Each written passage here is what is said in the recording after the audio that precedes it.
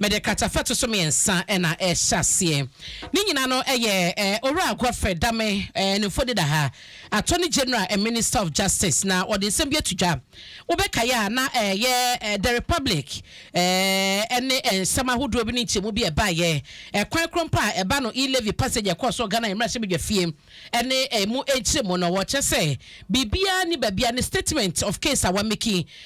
wo court no wo chese emrakwaso no ene wo faye ena 11 wo mo agitumu enti no eba no the process no a ena mo mrakwanso ntinya de obia betumi ebisa asembia ewo eno emu wo bekaya ND samanyoko no wo mo mrache udwa form yensa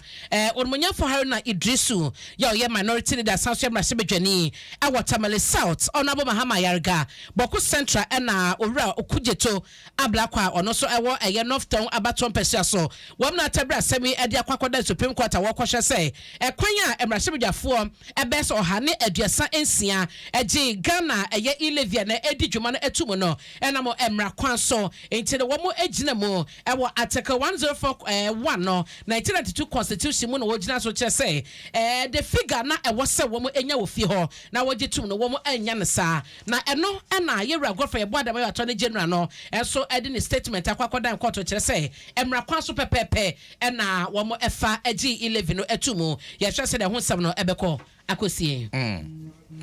Bafo yantraso delegate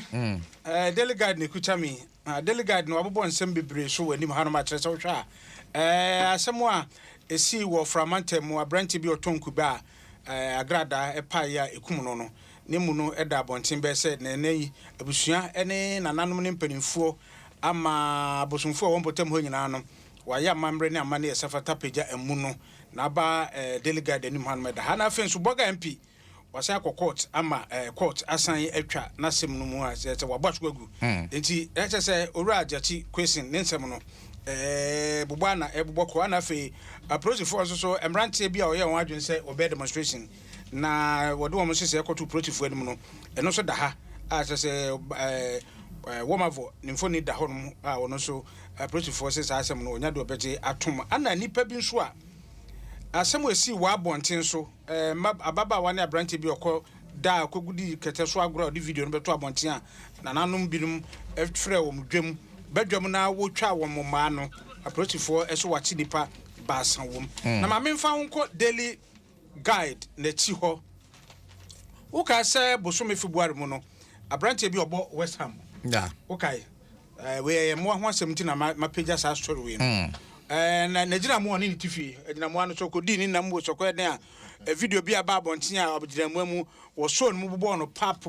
sam na kokot ahanu man ke bebisa okrama na mo na de ababo na pa na ko baabi ejina mo anu abo no pa na ko baabi aha brochire de enye ne sa Westham abrantie eye Kazuma wo na kokot ama court ese abrantie no ono wa sentence no 180 hours ububu akọ defo ma besa na wotwe abrantia no fenko community service say onko prepare montin siesie montin enfanye ya na nyo no nko a bra wo twitwa gina mo anani so no ni nua kitwa no gina ho no di phone etwaye ono so court say won nyina mo ka ho bi e na agina mo an mo ye na ayade sa enti ono so ya ma no sentence kakra enti agina mo a hanu mo aja ya friends yi pokia na krama na mabonte na mo bobo no na obi agina obi sika twa no ne hanu mo na nka mo be ho anka mo be hu ono na agina mo wabɔ na som no emra so to sentence no enra ye call Madina Potem no ye se joint bi ho man krama na mo nko a ana woni asemu ye ba ye no abrantie no ne bɔ no it's in the salary so ne sponsorship deal Adidas omu yifiri ho asumbo ba akọ okobo agiramo wa monipa sana meka yi okobo agiramo obo anti hanu ne yede yesi yamfa bibia nye bibi okay anti delegate dia wode nam no mate ma memfa nko Ghanaian Times mo a na yenyina kata feto so mensa atiefo beka ya yede beto anim said the office of the special prosecutor asomo a Joaben aban krache pani bia wono ekokotu etu esike bi Emma assembly members eso to aba ma no no to aba editia no ko wi to so o gini sika no ho asama kopiam e wo Kumasi High Court ama ye ka se court no ama no 90,000 Ghana cedis no eye bail ene akuku da me no e kwata na chire ya e wo semu ba ko egwo enkrata japade bia wo de ba abeka ho yewra Alexander Safo Kantanka ho asam na ye kan na deputy special prosecutor wo gina semi mu e court aye mami Cynthia Lamte na e ka sei na wo che se yewra Safo Kantanka eche so no de so bo be sa de no si omode abo no nyina na mu bia de ho no ma wodi bim ewo mu enti no court ejina so eche se eye bosume yesim ye na ye ne da to sum ye no ne da to so de no kro ye June 29th wo mo ensan emra na wo mra emehye asam no eka na judge na wotena dwam eye President Dikro Ofori woto asam na se de Safo Kantanka ejina emra nima emra no no edi sika fia be bisi 1,000 Ghana e bisi 5,000 Ghana cedis na wotua edema assembly members a ene no special prosecutor asomo etwena boso akwasi daily graphic ni na daily graphic World Bank abomodin amagana sika kakra na sika no $1.2 million woso de bewura enwumesua mu suku adan ni nkonwanom ni niema bi enyama suku niema koyie no woso for hwesika sebso woni managing director ma graphic communications group NFA Kobi asma hwe ni ma wonfo ni da hafefefe Zoom Lion so adwuma kase a wo bo ewo omamu self fertilizer benya bi no woso for hwe ko adwuma ho sema abo won abaso NFA Arab investors wo omamu so se wodi 2.8 billion pounds ebewura apomlinse ma mi fanko graphic achi we de yanije mo bia na nsa na Black Stars ye bobo no a na ya se baako draw 0-0 enum ne ade enura yi Madagascar ya cho ma so mu Cape Coast abonten so miensa sorodo ya demolish you amopa graphic back page ani e hu se mfoni na so ankunum die ekọ na chese no anadwo de Black Stars hu se the love is back.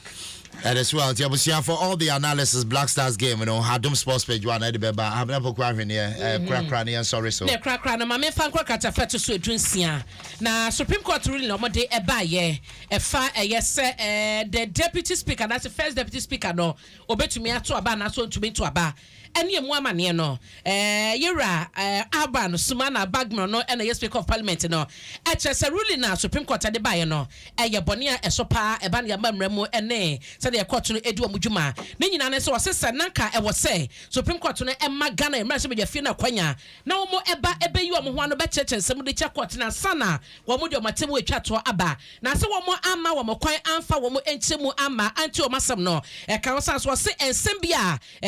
yes, Supreme Court lawyer niana anasa judge nia na wono edi animu kesepa edi tuja efa de edi kan krampo no some minister of finance wo mo yes wono empeja ni mu anase kwan mo ne edi wo fi osada no antwa ye no speaker mu se enya de ya wono eka the speaker the minister of finance no esa on sorry MP ne momo no wo kire se wo sofo bia wo fi ho no ma onyem rase medwani no na ema ne mu so sanse na voice voting na ebe koso ne nyina no sasafo no ekoso tena ho no ma ebetu nya sunsuaso ewo enne na no mo de beto aba no enne ma ne ba so osesen komunya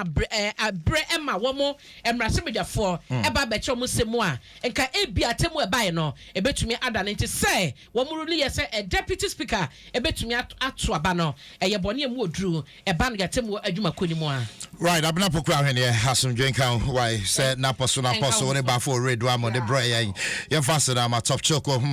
e chocolate CBG will stand with you at the Herbal Center